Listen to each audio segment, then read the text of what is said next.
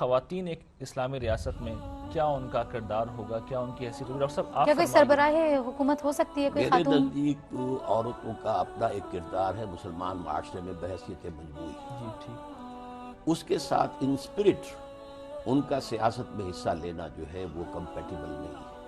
اچھا، کمپیٹیبل نہیں ہے یا نہیں، بالکل نہیں؟ بالکل نہیں، کمپیٹیبل نہیں ہے نا اس پورے ایک نظام کے ساتھ۔ وہ قانونی بات میں نہیں کر رہا، مناسبت نہیں رکھتا۔ ہر ایک چیز کا ایک نظام ہے، نظام بحیثیت مجموعی کچھ تقاضے رکھتا ہے، اس میں عورت کا اصل مقام کیا ہے، عورت کا اصل کام کیا ہے، عورت مستقبل کی نسل کی جو ہے پروان چڑھانے والی اور تربیت دینے وقرن فی والی بیوتکن جو ہے قرآن نے کہا ہے۔ اس اعتبار سے تو وہ کمپیٹیبل نہیں ہے۔ البتہ قانوناً عورت کو ووٹ کا حق دیا جائے۔ وہ عمر کا معاملہ میں نے کہا تھا کہ یہ تو بائی میوچول کنسلٹیشن طے ہو جائے گا، میرے نزدیک یہ کہ کم سے کم 25 برس ہو۔ البتہ جہاں تک پارٹیسپیشن ہے الیکشن کے اندر آ کر امیدوار ہو کر بننا، وہ چونکہ پبلک میں آنا پڑے گا، آپ کو جو ہے ایکسپوجر اپنا دینا پڑے گا، لہٰذا وہ اسلامی اصولوں کے خلاف ہے۔ کیا کوئی عورت جج کے منصب پہ فائز ہو سکتی ہے؟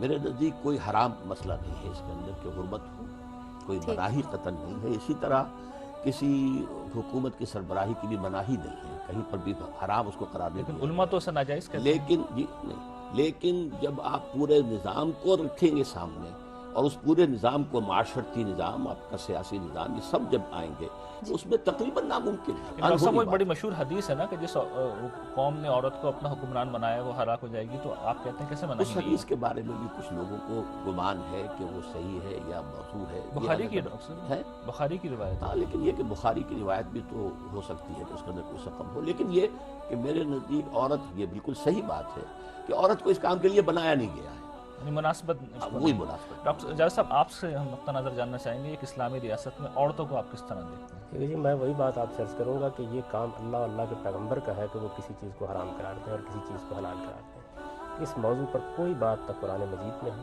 نہ کسی صحیح حدیث میں۔ دیکھیے قرآن مجید جب کسی چیز کو بیان کرنا چاہتا ہے تو وہ ہر لحاظ سے واضح کرتا ہے۔ سب میں نے بھی بیان کی، میں ابھی عرض کر دیتا ہوں اس حدیث کے بارے میں۔ دیکھیے قرآن مجید جب کسی چیز کو بیان کرتا ہے، اگر یہ بات بیان کرنا تھی قرآن مجید میں کہ عورتیں اس طرح کا کوئی کام نہیں کر سکتی، تو وہ اس کو اسی طرح بیان کرتا ہے جس طرح اس نے میاں اور بیوی کے معاملات میں حقوق و فرائض بیان کیے ہیں۔ آپ دیکھیے وہاں کیا کچھ کہا ہے۔ مرد کو میاں بیوی کے تعلق میں یہ کہا ہے کہ شوہر کو قوام کی حیثیت حاصل ہے۔ پھر مزید وضاحت کی ہے کہ اس قوام کے ساتھ ایک صالح خاتون کو موافقت کا رویہ اختیار کرنا چاہیے، فرما برداری کا رویہ اختیار کرنا چاہیے۔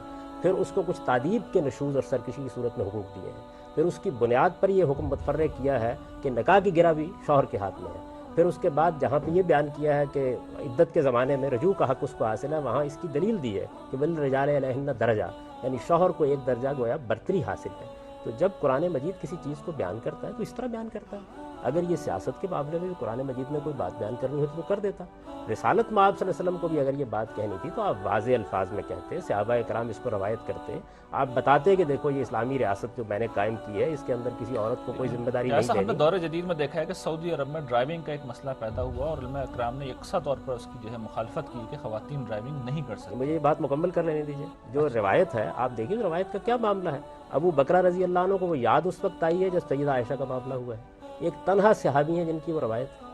یعنی یہ معاملہ اگر واقعی کوئی دین کا معاملہ ہوتا پھر اس میں کوئی حکم نہیں بیان ہوا، اس میں ایک تبصرہ کیا گیا ہے، اس تبصرے کے بارے میں پھر دو آراء ہو سکتی ہیں۔ یہ کہ وہ تبصرہ خاص اس قوم کے بارے میں ہے یا اس تبصرے کی نوعیت تعمیم کی ہے۔ میں دسیوں ایسی باتیں پیش کر سکتا ہوں جس میں اسی طرح تعمیم کے انداز میں حضور نے ایک بات کہی ہے، لیکن یہ کہ وہ خاص لوگوں کے بارے میں ہے۔ تو اس وجہ سے وہ روایت ہرگز کسی قانون کا ماخذ نہیں بن سکتی۔ نہ قرآن میں کوئی ایسی بات ہے نہ حدیث میں کوئی ایسی بات ہے۔ اس لیے پہلا مرحلہ تو یہ واضح سمجھ لیجئے کہ یہ مسئلہ دین کا نہیں ہے۔ اب یہ ہے کہ دین کے مجموعی نظام کو سامنے رکھ کر ایک صاحب علم یہ کہتا ہے کہ میرے خیال میں یہ ہونا چاہیے۔ اس طرح کے موقعوں پر بس ہم یہی کہہ سکتے ہیں کہ میرے خیال میں یہ ہونا چاہیے یا میں اس کو پسند کرتا ہوں۔ امام مالک کی آپ موطا پڑھیں تو وہ کیا کرتے ہیں، نصوص کو نصوص کی حیثیت سے بیان کریں گے، اپنا کوئی اجتہاد ہے تو کہیں گے انا احب انا اکرہ، میں اس کو پسند کرتا ہوں میں اس کو ناپسند کرتا ہوں۔ آپ کیا پسند کرتے تو میرے نزدیک یہ ہے کہ دیکھیے بات یہ کہ اس میں کوئی شبہ نہیں ہے کہ خواتین کے لیے ایک بہت بڑا کام ہے کہ وہ اپنے بچوں کی تربیت کریں، اپنے گھر کو سنبھالیں، لیکن یہ کہ یہ کوئی ناجائز نہیں ہے ان کے لیے کہ وہ اس طرح کے معاملات ابھی جو ریحان نے آپ سے پوچھا کہ ڈرائیونگ کے لیے بالکل منع کیا گیا ہے سعودی عرب میں یہ عورتوں اسی کو، طرح کی چیزیں جس کے بارے میں تبصرہ کر چکا ہوں۔ میرے نزدیک اسی سے اسلام بدنام ہوا ہے۔ دیکھیے قرآن مجید نے اسی وجہ سے یہ متعین کیا ہے کہ وہ کیا حدود ہیں جن کے اندر ریاست مداخلت کر سکتی ہے۔ ریاست کی مداخلت کوئی معمولی بات نہیں ہے، سارے لوگ فرشتے نہیں ہوں گے، آپ کو اندازہ نہیں کہ اس کے نتیجے میں انسانوں کے ساتھ کیا ہو جائے گا، سارے لوگ عمر اور ابوبکر بھی نہیں ہوں گے۔ تو اللہ تعالیٰ نے متعین کر دیا ہے کہ یہ معاملات تبلیغ تلقین سے متعلق ہیں، یہ معاملات قانون سے متعلق ہیں۔ اس وجہ سے میں سمجھتا ہوں کہ یہ جو قرآن مجید کی آیات ہیں ان پر غور کرنا چاہیے اور دیکھنا چاہیے کہ ان کے اندر کیا بات بیان ہوئی ہے۔